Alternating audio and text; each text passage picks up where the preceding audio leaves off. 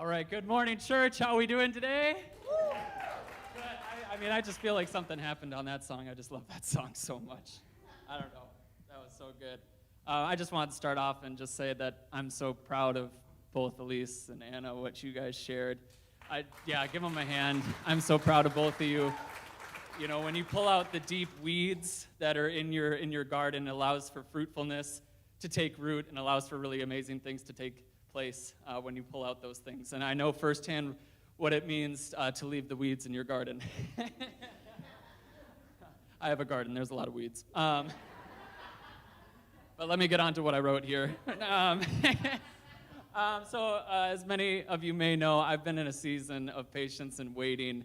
God has been teaching me a lot about identity, purpose, contentment, and trust.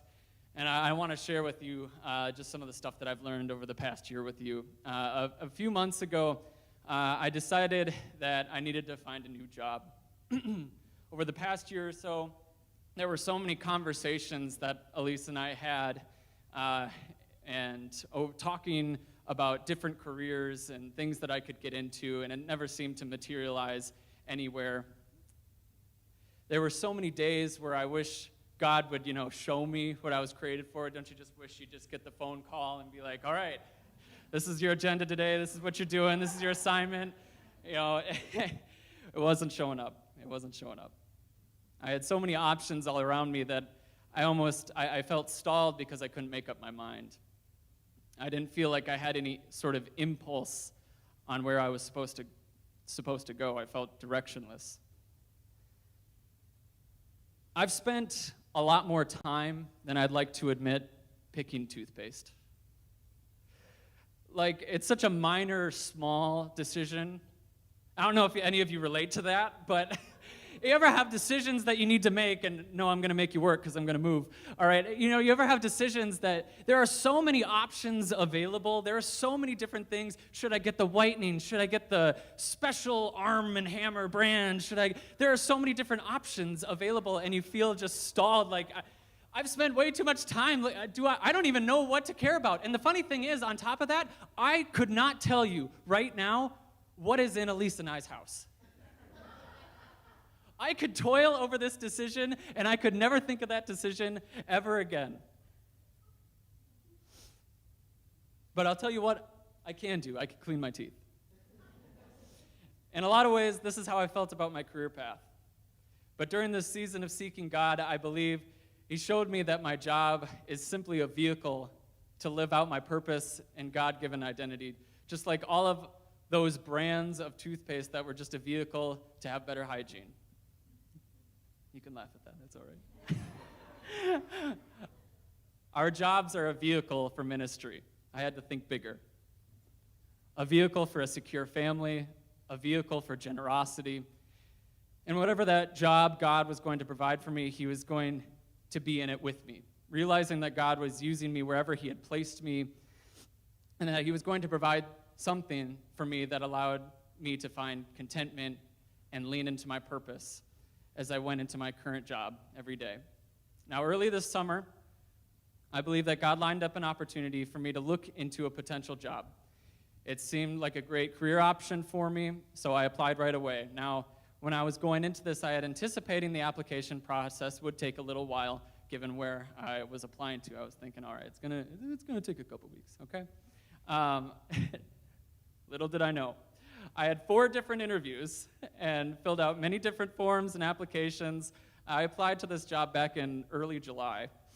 Several weeks would go by, and I wouldn't hear anything. I would have to follow up with people. Someone left, and I had to make sure, hey, am I still on your list? Am I still here? Hey, I'm still here. I never really knew how close I was to hearing back, and I never really knew where I stood. And now Elise can attest to kind of how crazy I can be with that if I don't know. Like, I kind of want like a Domino's pizza tracker of like, oh, it's in the oven. Like, oh, it's getting reviewed by this person. Like, that's what I want. That's what I want this to be. That's not how it was. I spent a lot of time checking emails, looking at my phone. My phone percentage of time on your phone skyrocketed. Very bad. I was constantly reassessing myself, thinking like, am I good enough for this? Am I set up? Do I have the right qualifications? I feel like I didn't. Did I say the right things? Did I respond fast enough? I tried to make sure everything I could do in my power, I was putting it in, and I was constantly battling doubts and insecurities, feeling like I wasn't good enough for the position, and someone else would be more qualified than me. I was a bit exhausted. But what truly allowed for me to have peace during this process was knowing that God was in all of this. There were times at work where I'd have to separate and walk away and walk outside and pray.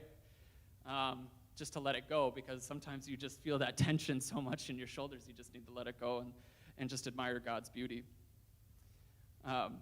Knowing that he was for it, then he could wake up, and if he was for it, then he would make a way for me and give me everything that I need to be successful. I could rest knowing that I was waiting on his blessing and waiting on his action. I knew this job was not what defined me. Ultimately, putting faith into God's goodness and being surrounded by prayer is what pulled me through this agonizing and frustrating wait, because after this season of waiting and waiting and waiting, God has finally blessed me, and I can tell you guys that I'm starting this new job next week, so yeah, that's exciting. And I'm very excited for it, and I just wanted to read a little snippet from Isaiah, and you'll hear it in the song a little bit too. In Isaiah 40:31, but they that wait upon the Lord shall renew their strength. They shall mount up with wings as eagles. They shall run and not be weary, and they shall walk and not faint. Now, I hope this encourages someone here today. God says that his plans are to prosper you and not to harm you, but to give you a hope and a future. So whatever you are waiting on, you can know that God has already orchestrated every piece of his plan for you, and he is eager to bless you. He will give you the strength that you need to get through the season of waiting, and he is always good. He is always going to keep his promises, and you can trust him with every step. Amen. Amen.